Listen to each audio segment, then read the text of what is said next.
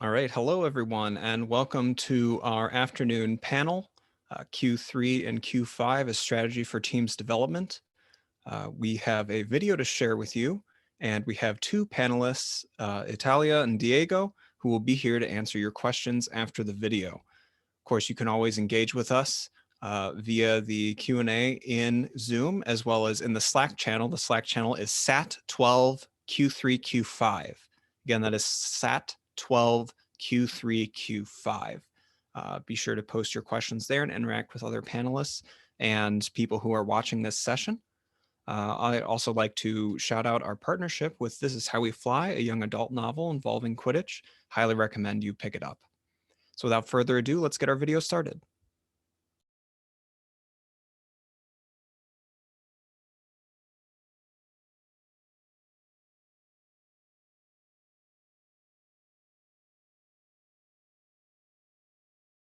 Really happy to be here.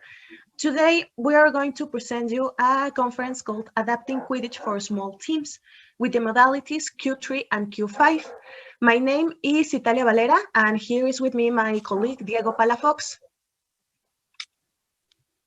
So we come on behalf of Proyecto Q5 from Mexico, and this is a project that we have been creating for the past couple years to make Quidditch adaptable for people who are just starting to play Quidditch. So let's hope that what we present to you is going to be some kind of use for the future, even if it's not for your team, for some people that you know. And thanks again for being here with us.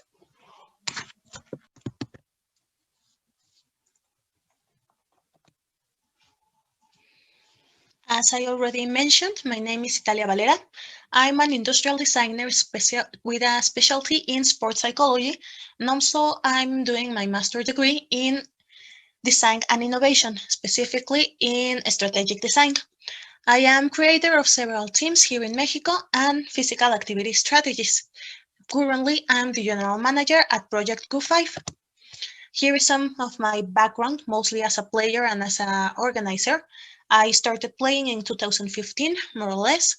On 2016, I was on Mexico's national team, which got me to play it at the World Cup in Frankfurt, Germany. Also, recently, in the past couple of years, I have refereed, played in every country which has Quidditch in Latin America, which means Argentina, Brazil, Chile, Peru, and obviously Mexico. And from 2019 to this day, I am the head coach of Astros Quidditch. On the other side, we have Diego Palafox, who is a graphic designer specialized in sports design. He is the creator of these modalities Q3 and Q5, and right now he is the director of this league in Project Q5. Most of his work mostly specializes in design, in sports design. Both of the most representative jobs that he has done are the image from the Copa del Sur 2018 in Peru and Copa del Sur 2019 in Rosario, Argentina. Also, he created a pet for that tournament. He has already created all of the graphic image of a lot of Mexican teams, among Grims from Guadalajara, Quidditch Guadalajara, also from other states like Bogarts, and also he has created the image from Astros. Currently, he also created all of this presentation and everything that we have to do about Project Q5. So, after you already heard about us, let's begin with the subject that we are going to explain. After several years within team management and development, we realized that current requirements to create teams and start competitive leagues, especially if it's in a city where Quidditch is played for the first time, are more like a long-term goal. This given the fact that each city has a different challenge to deal with when it comes to promote, to recruit, and to retain new players. To give an example, in 2014 in Guadalajara, Mexico, the city where Q53 is born, people started playing Quidditch with a team named Grims Guadalajara.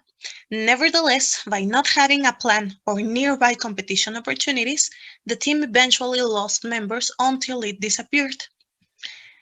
Taking these challenges into account and by personal experience, we discovered that the best way to recruit new players was to allow them to play Quidditch. But still, the minimum requirements for a full match are too many when you have limited resources, which led us to fail uncountable times when trying to have a simple match. With all these obstacles, we began to look for another way to keep the essence of Quidditch so that new people could give it a try with as few elements as possible. And that's how the development of Q53 was born. Diego and I come from a background of design majors, and within the concepts of design, there is one called MVP. It doesn't mean most valuable player as we are used to see in sport context. MVP means minimum viable product, which is a prototype version of a product that allows a team to gather the biggest amount of learning with the smallest amount of effort. This is a strategy focused on creating and selling a product to a specific group of people that involves the generation of ideas, prototype, prototype development, presentation, data collection, analysis, and learning. So, in 2018 in Guadalajara, we began with the project Quidditch Guadalajara, in which for a year and a half we did different events for locals and foreign people from other states. It was focused mainly for children, teens, and young people who had never played Quidditch before, and for experienced players who could give it a try on these modifications.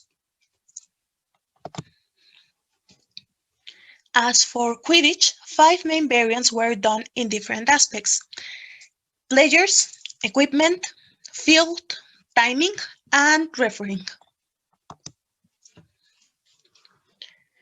With the results of the first phase that lasted a year and a half, we obtained 2 modalities which had the best acceptance among the participants. One in which people could play with the most basic elements of the sport, and another which represented a middle point between the MVP mode and the full regular Quidditch. Everything focused on creating a progressive development plan.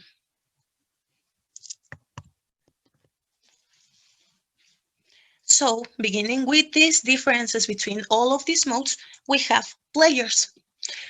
Players are an essential part from Quidditch. That's why we modified their quantity, positions per match, and gender rule.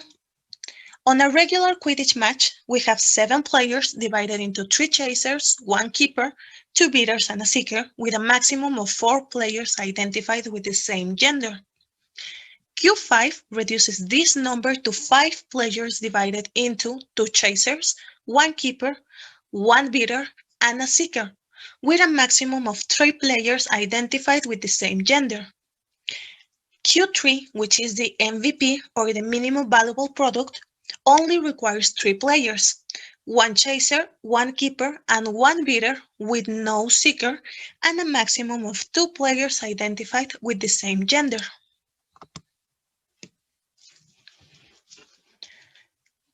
As of equipment, we took hoops, brooms, and balls into account. Quidditch uses 3 hoops per side, 7 brooms per team, 5 balls, which are 1 quaffle, 3 bludgers, and 1 snitch. Q5 reduces it to 1 to 3 hoops per side, depending on the expertise and the materials available, 5 brooms per team, and only 4 balls, 1 quaffle, 2 bludgers, and 1 snitch. Finally, Q3 only uses 1 hoop per side, 3 brooms per team, 1 quaffle, 2 bludgers, and no snitch, as we'll explain ahead.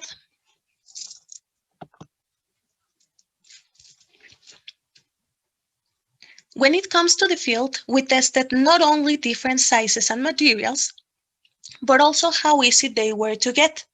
Or in other words, how could we deal with logistics and permits to host a tournament or league?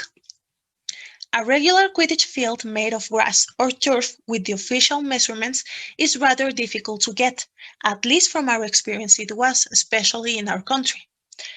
That's why for Q5 we switched to grass or stave, which is smaller and less complicated to get. And finally, for Q3, we use concrete courts which are available for public use at almost every sport facilities. Particularly for Q3, as it's placed on a hard surface, physical contact is restricted for tackling and charging to avoid injuries when players meet the ground. This makes the game more focused on speed rather than in contact.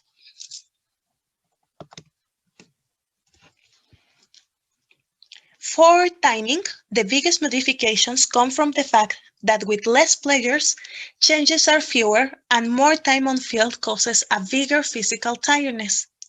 This is why gameplay times were reduced as following. For Q5, the match lasts 10 minutes plus snitch time, which is reduced to only 5 minutes, or the snitch catch. In case there's a tight score, extra time finishes with an scoring agreement. And for Q3, as there is no snitch on game, the match only takes 10 minutes to complete, and in case it ends tied, the match gets 5 additional minutes to set a winner.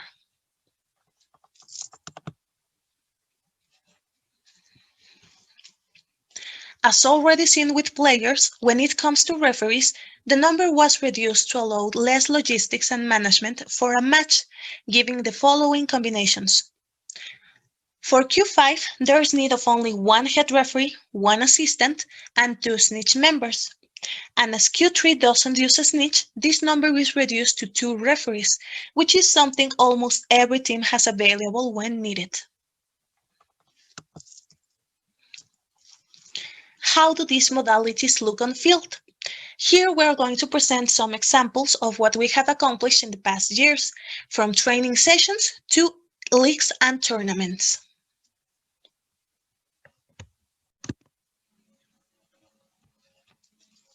Here we can see one of the training sessions from Astros Quidditch using the Q3 modality. In here, we can notice 2 teams made of 3 players each, 1 chaser, 1 keeper, and 1 beater, using just 2 blodgers, 1 quaffle, and 1 hoop per side. Also, there's only need of 1 head ref making all calls for the game. As a result, we can see the game is just focused on scoring and dodging, which can be of great help when a team has limited members, 7 in this case, or when practicing offensive or defensive tactics with chaser-keeper buddies.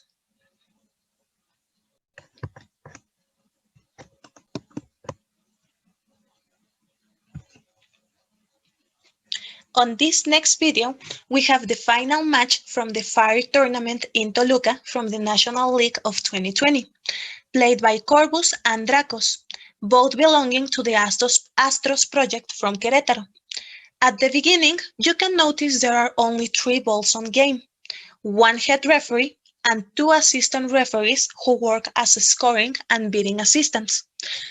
On this match, half of the players were rookies on their respective teams. They had never played on a tournament before, and with only a couple months of training, they ended up on a final match at a different city where they had never traveled before. That's another perk of this modality system. The small number of players required for a tournament allows to reduce travel and accommodation expenses without sacrificing the game experience for newbies. Another team that participated on this tournament was only composed of 4 players from a city less than 2 hours away from the host city. This allowed them to travel by car and not having to rent a bus or something similar. Also, as the matches last an average of 10 minutes of active game and total of 15 real minutes, a whole tournament can be organized in one day, leaving the rest of the weekend for additional activities, which rookies really appreciate for engaging with the Quidditch community.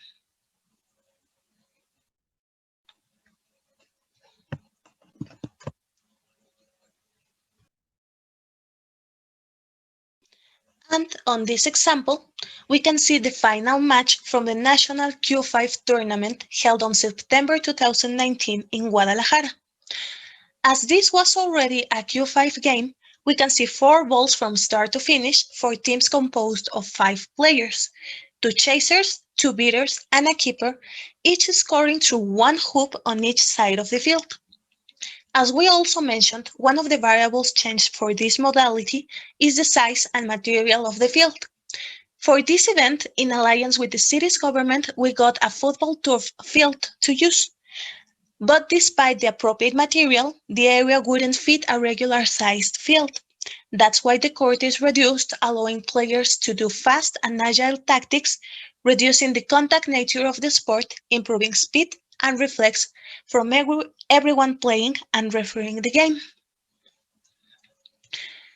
At the end, this game finished by a scoring limit rather than the snitch dynamics.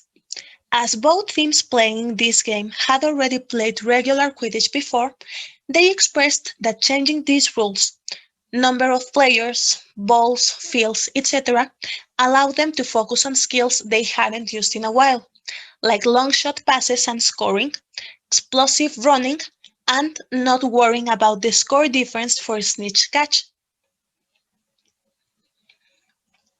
And to add something else, this particular tournament had an open invitation to everyone who played Quidditch in the country, whether they were teams with more than 5 to 7 years of experience on official tournaments or new teams with few or no previous experience on big events.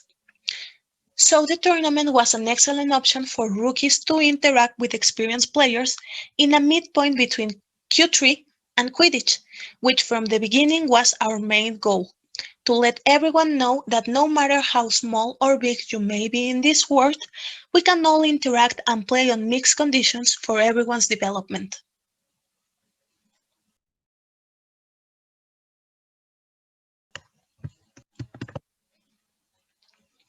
Now that you have already seen how these modalities look on field, how can you implement these Q5-3 modalities in your team?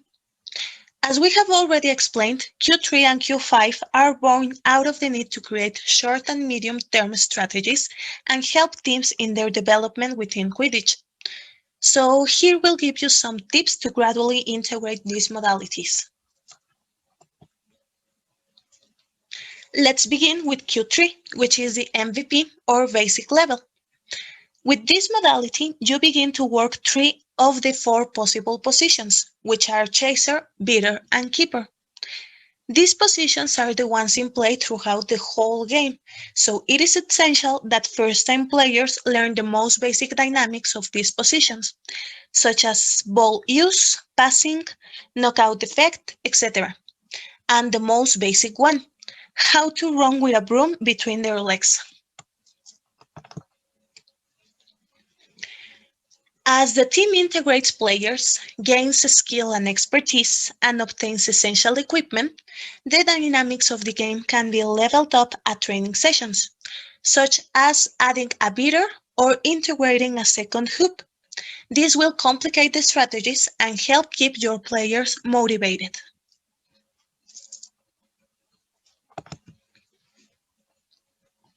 At this point, we also recommend integrating some physical contact practices before starting to play the next modality. This to avoid as many accidents as possible in the game.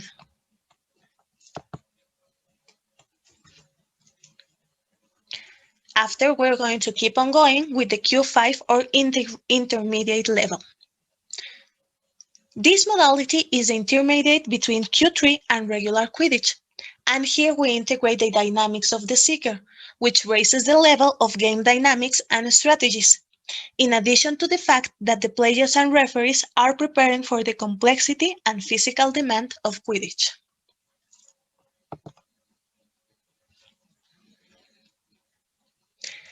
Here you can also make variations to alternate the dynamics of double beater and snitch. For example, in the first case, you can have 2 chasers, 1 keeper, and 2 beaters.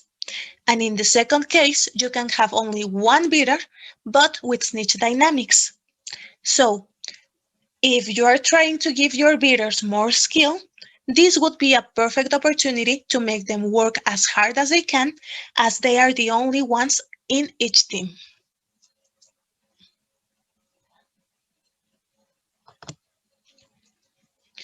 As for refereeing, the number of attendees can increase according to your possibilities. This to complete all the necessary roles in the future.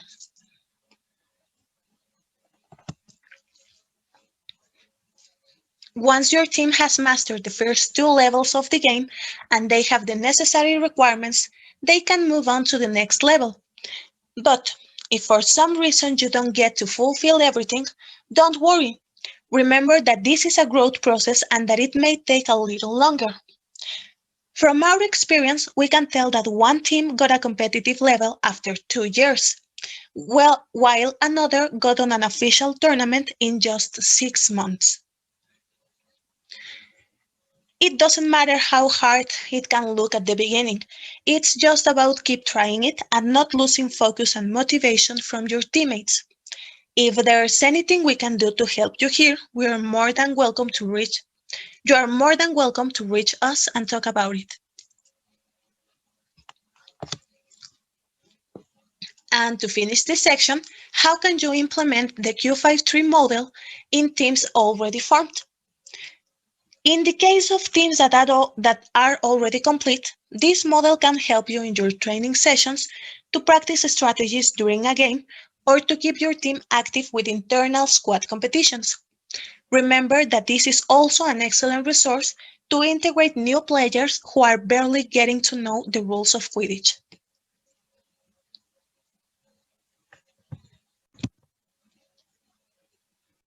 As mentioned, these modalities were tested on different cases, each one with different contexts, development time, and results obtained. The first attempt of these modalities was born in Guadalajara.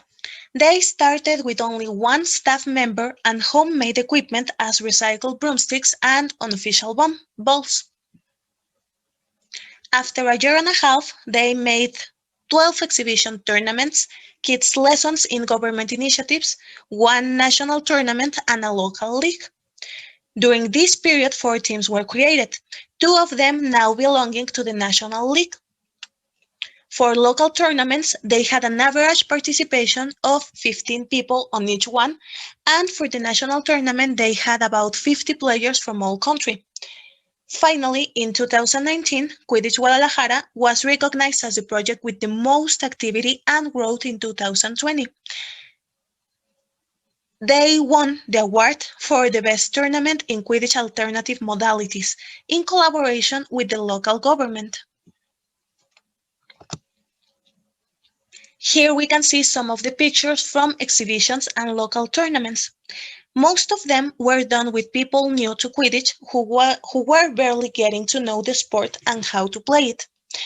As you can notice, there are no uniforms because they were barely starting and the equipment used were real brooms and small hula hoops which the staff previously owned.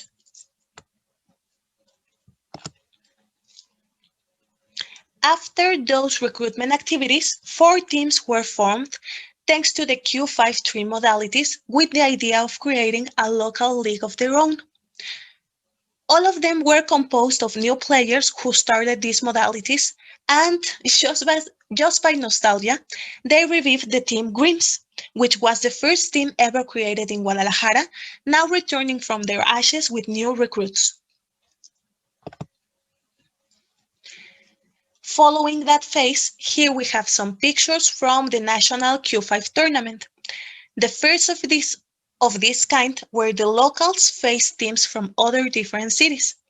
This event got to be thanks to the alliance with the city's government, with whom they had previously collaborated with the Quidditch classes for kids.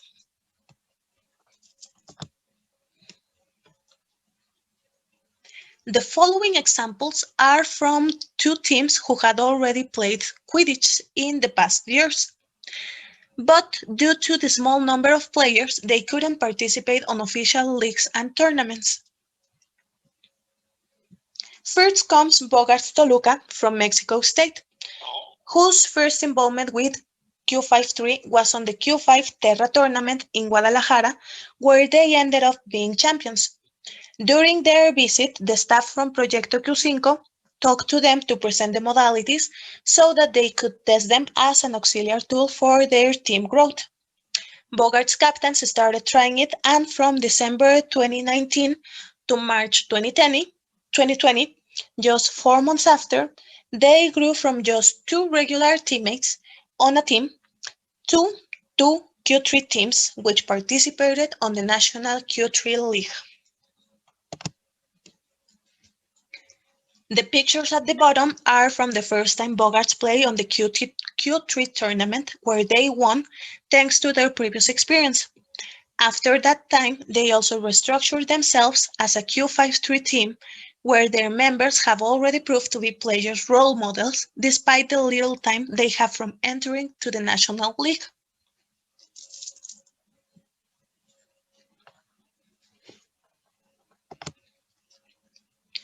The second team on this category is Shinto Lobos Quidditch Club, who were on the same position as Bogarts, dealing with the number of players to participate in official tournaments.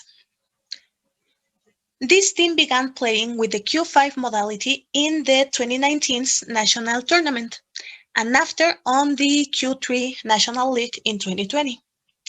This team hasn't had the opportunity to expand yet due to the current health situation, but its captains have been actively working on the virtual activities of Project Q5 to return on field the moment we are allowed to do it.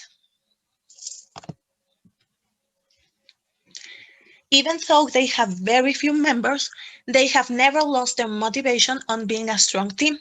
That's why their biggest contribution to this project has also been focused on developing refereeing resources for all game modalities, Q3, Q5, and regular Quidditch. And last but not least, we have Astros Quidditch.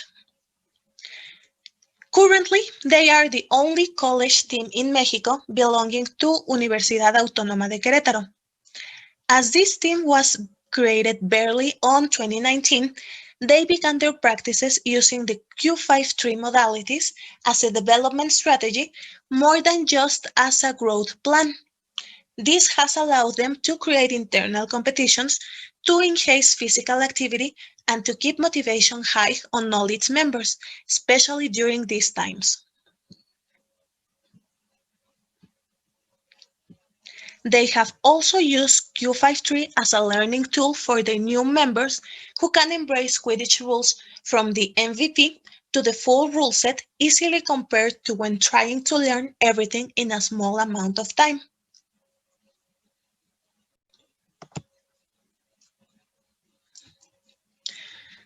Just in these past 2 years from this project's creation, Astros has taught Quidditch to almost 100 college students from different faculties throughout the whole college, at all its campi in more than 6 different cities. Currently, as group practices are prohibited due to the health situation, Astros continues training remotely with about 80 students to whom virtual sessions have helped them remain active despite the fact of being away from college.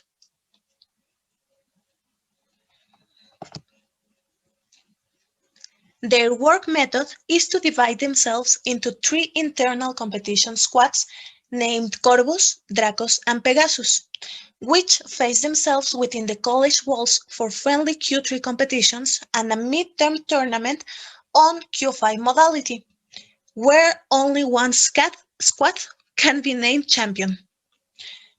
From the results obtained on that tournament, the best 21 players get chosen to form Astro Selection, which competes in official leagues and tournaments.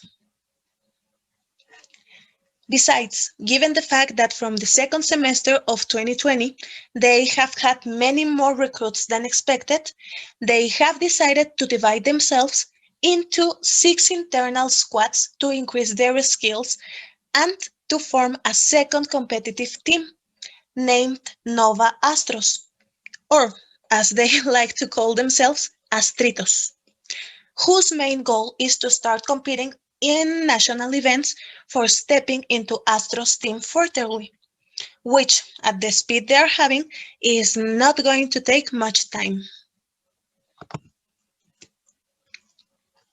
As of today, these Q53 squads and the official team they are already gained big recognitions from the Quidditch community.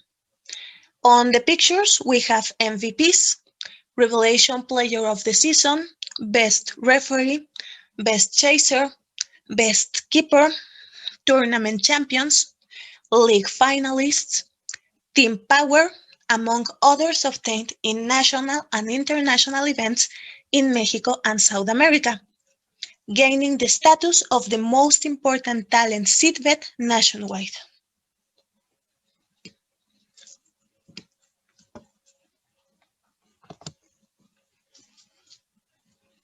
What else could we say about Q53? Q53 is an opportunity for the growth and development of new and not so new teams. This project can be an excellent tool for all expansion projects around the world. We are fully aware that some may think things work right the way they are right now, but everything we know is subject to improvement. Diego and I have failed more times than we'd like to admit in all of our years in the Quidditch world. But everything has paid off thanks to the success we've had with this initiative. We wanted to have different results from what we had before. So we took the chance to open our horizons and try different paths with awesome results. Our final advice would be to invite you to give it a try, as some of the people that have some things to say about our project. Hi, my name is Christopher. I was in Quidditch classes with Italia Valera, and I'm going to talk about my experience. For many students, it was our first contact with this sport, so we had to learn the rules, how to play, the positions, and more things.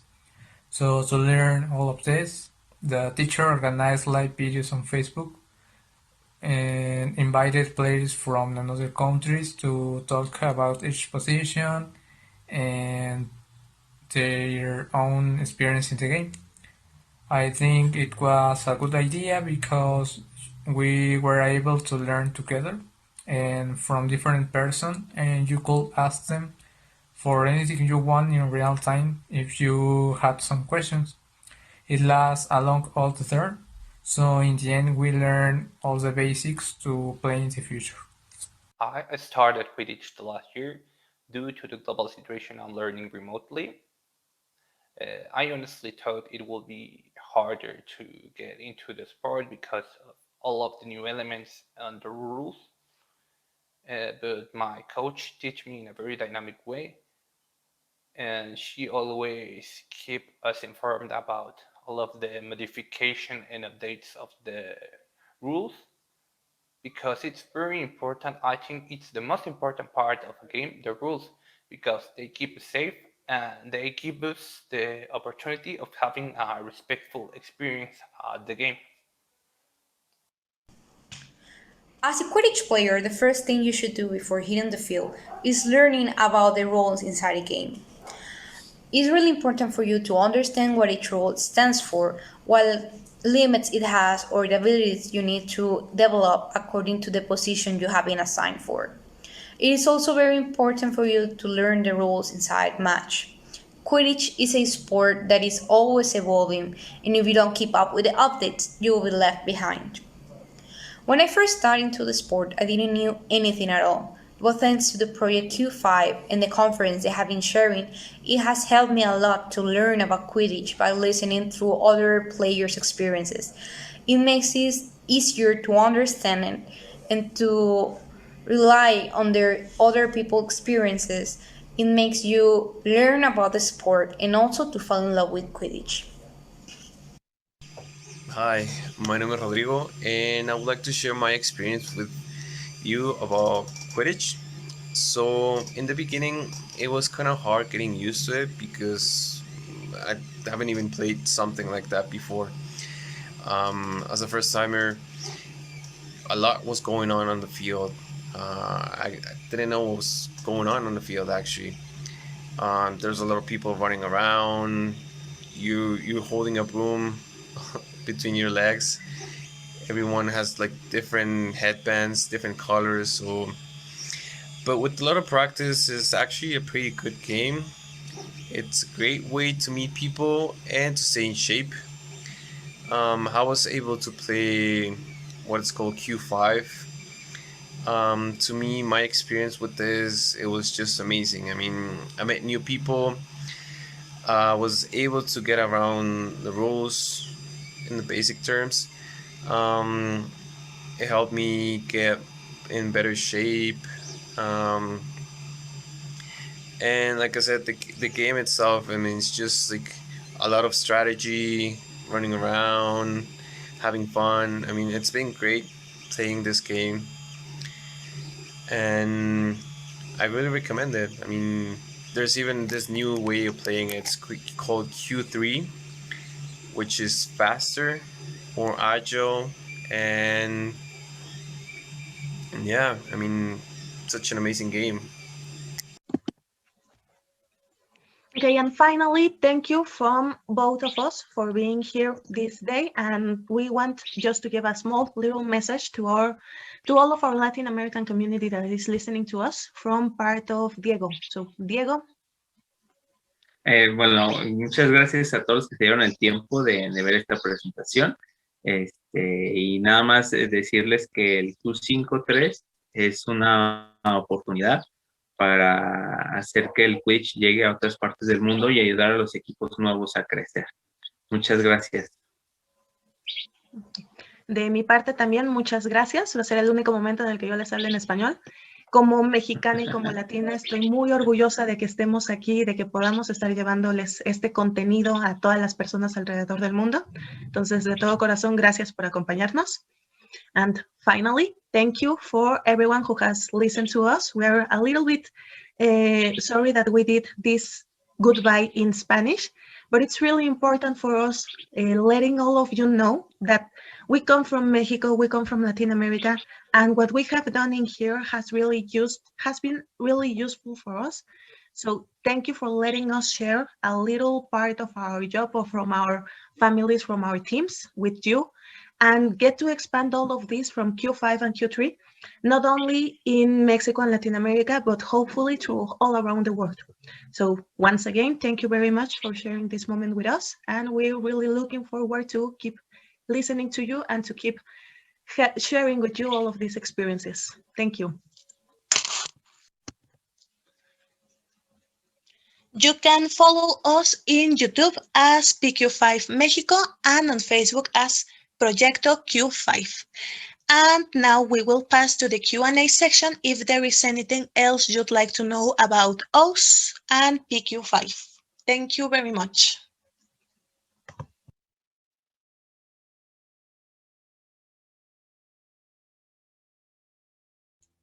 Okay, thank you very much for your video. We now have a little bit of time for some Q&A. You can add your questions to the chat or the question and answer part of Zoom, or you can add your questions to our Slack channel that is SAT12Q3Q5.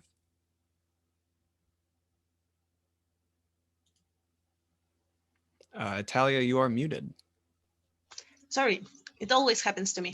Well, thank you very much for the space. We're really excited to be here. I think I already mentioned, but in Spanish and in English and in everything, it's really, really big for us that we are the only Latin Americans presenting a panel here at QuidCon. It's really important that what we are doing here in Mexico can have an impact in other countries or in other places. So I'm going to start with the questions that you have here in the Q&A. I already answered some of them that I had the time while we were presenting, and the rest of them right now. Could you discuss more about the different contact rules with fewer players? Also, okay, in here, for example, when we play Q3, contact is absolutely restricted. There are no contact rules. Everything is more like in a handball game or in a basketball game, when everything is about passes and scoring in long distance. They don't have contact rules because we usually play in concrete or in hard surfaces. So the risk for the players is very high and we avoid it. Also, as Q3 and Q5 are like our beginner version of Quidditch, we try to reduce the risk of lesions, of injuries, sorry, so that players don't get discouraged and they remain playing for a long time. In Q5, if we have available grass or turf surface, we start only like with charge, for example, but we don't have full tackling, for example. So it's like starting with the basic rules, and until the moment they are ready to play full Quidditch, we teach them the full contact rules, not before. The next question: have we experimented with 3 hoops with teams that have 3 to 5 players? Yes, only in trainings. For example, one of the videos that we showed you about the Q5 national, we had 1 hoop in the video that we showed you, but 1 tests that we made were also with 2 hoops, the small and the medium one, to start increasing the difficulty level for the players. So as we already mentioned, the difficulty gets increased when we see the players are ready for a next level of complexity. So we were a little bit stopped by all of this, of the pandemics and everything. But right now we are with Astros mostly. We are starting to play Q5 with 2 hoops, and we are starting to teach them to play with the 3 hoops. So if we add the 6th player, for example, we're going to start the 3rd hoop. I don't know if I'm being clear enough about this, but we're all about making it a progressive increasing of the rules. How often Q5-3 teams meet in a week? Okay, for example, I'm going to speak from my experience with Astros. Diego could explain something more with Quidditch Guadalajara, for example. In Quidditch Guadalajara, they gather like once a month to make a tournament of Q3. That is why they have their own league, their own tournaments and everything just in their city. For example, here in my city with Astros, we train 4 days a week with different teams so that we have few players on each session. For example, on Tuesdays, we have 10 people. On Saturdays, we have 20 people. And on Sundays, we have 15, to say a number. So in each training, they play on Q3 and Q5 if they have, depending on the numbers of players. And on Sundays, we gather all of the small teams, the squads that we have, to play like small matches between them. Also, we have a semester, like a midterm tournament every 6 months on July and on December, when we choose the best players to form the Selección Astros. But like the biggest tournaments that we have in Q5-3 are the midterm tournament with Astros and the monthly tournaments they have in Guadalajara. The next question is, are there any changes in the immunity rules when there's only 1 bidder? Yes and no. Well, for example, when there is only 1 bidder, there are only 2 blodgers. So whenever you are running within the field, you have a blodger. So there's no need to call for immunity. You just can go and run for the blodger that is free.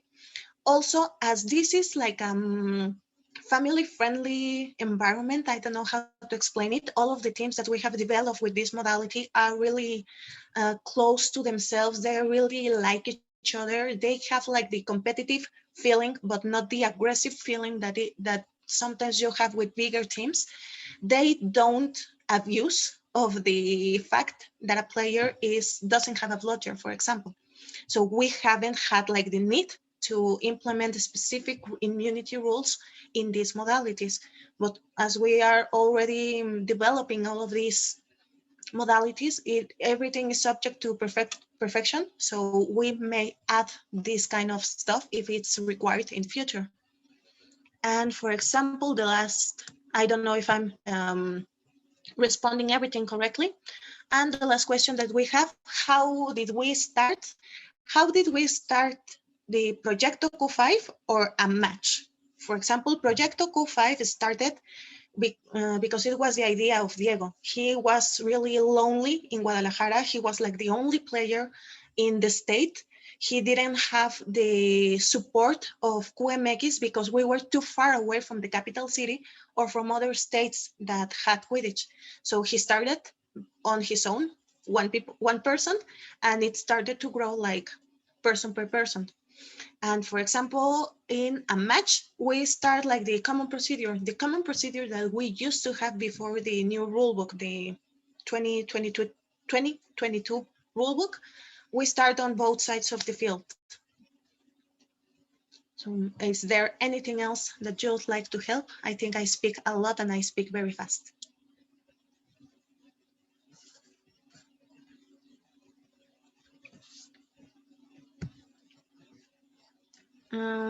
What else am I seeing here in the comments? Thank you all for this. It was super interesting. Thank you. We really gave our hearts on this presentation. It was, as I already mentioned, it is a big opportunity for us to be here to share what we have done. So thank you for listening, for attending, and for listening to us mostly. And I love the idea of reducing injuries and having limited contact rules. That was something really important for us because we, for example, I'm just recovering from a surgery, from a meniscus surgery on my right knee. So I wanted to avoid that kind of injuries to the kids that I'm teaching right now. So we are like keeping all of our kids in Q3 and Q5 like in a pink bubble where nothing bad happens to them because we protect them a lot. We are a little bit overprotective with our players in order so that they learn to love the good parts of the sport before getting into a competitive league or an international competitive league. Hoping we see it pop up in the US in the future. Oh, that would be like our biggest pleasure I'm starting to get tangled with the words in English, sorry. This started only in Mexico because we saw the opportunity. We are really happy about it. And we will be more than excited to expand to other countries. For example, we are already trying to expand it to Latin American countries where we are more in touch with people, obviously without the language barrier, but we would be more than happy to open up new opportunities in the US, in Europe, in wherever you want to go. We are going to, I think like now it's mandatory. We were only considering it in the past to translate all of our resources into another languages. For example, we made charlas de Quidditch or Quidditch talks with international guests, but there were only Latin Americans and people from Spain who were like the ones that could speak in Spanish. We have, I think, one of two of them available with subtitles in English, but definitely we are going to have to get ourselves to work and translate everything so that we can share more with you. Kaylee, I don't know where are you from, but we would definitely be very happy to give you all of the resources to make a Q35 tournament in your city. In the UK, you have teams with 10 people each. Definitely, that's how we started. Astros started right here in Mexico as the only college team that is currently active in the country. So they are the only team in a collegiate level. They are also the only team in our state, and we are like 3 hours away, 4 hours away of the nearest city where they also play Quidditch. So we didn't have anyone to play with. So we started with our own squad method, like with these little 3 squad methods, and we have like 3 small squads that compete against themselves. And after when they have the chance or when we have the opportunity, these 2 squads combine into one team that goes and starts playing competitive Quidditch. So if you have small teams in UK, this is definitely a good opportunity for you to start competing against each other in order to further compete to the best of the country. Central Alberta, so I guess you're from Canada. Okay, yes, as provincial series, love to bring it. Okay, we would definitely love to work together. We also suffer from the same thing. We are not close to the capital city in Mexico, and also the economic capabilities of our players are not high enough to compete in the center of the country or to compete in every tournament that QMX organizes. So this is a great opportunity for people that live far from big cities or from big regions to develop themselves. Okay, what else? Is there any more questions that you'd like to make to ourselves? Oh, well, and one small thing. Diego, di hola nomás. Hola, hola a todos y muchas gracias por todos los comentarios. Desde que empecé con, bueno, ahorita Italia me va a traducir, pero desde que empecé con el proyecto, no pensé que llegara a tanto y me da mucha alegría que mucha gente les esté gustando esta idea y de que podamos trabajar juntos para hacer crecer todos los proyectos de Quidditch en el mundo. Okay, as you already heard, Diego struggles a little bit with English. He's not confident enough to present in English. That's why I'm like the mouth, the voice of Proyecto Q5. But what he said is that he's very excited that his idea, what he created from scratch, is getting to all of you. And we are really looking forward to growing more and to have the opportunity of expand it to other countries. We are really going to give all of our effort to translate everything that we have so that you can take advantage on it. I'm also reading the comments on Slack, so if you have any more questions.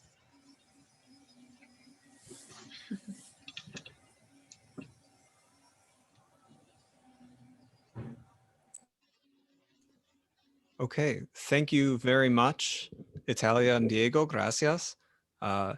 We will continue the conversation on Slack. That channel is SAT12Q3Q5. You can interact with the panelists and other people who attended this session. Once again, thank you very much for all this information. This was an incredible topic. And we'd like to once more give a shout out to our partnership with This Is How We Fly by Anna Mariano, young adult novel about Quidditch. I'd like you all to check it out. And we will see you all in the next session. Thank you very much. Thank you, everyone. It was a pleasure to meet you, and we'll continue to chat. You can reach us in our social media or also in Slack. Thank you, everyone. Bye.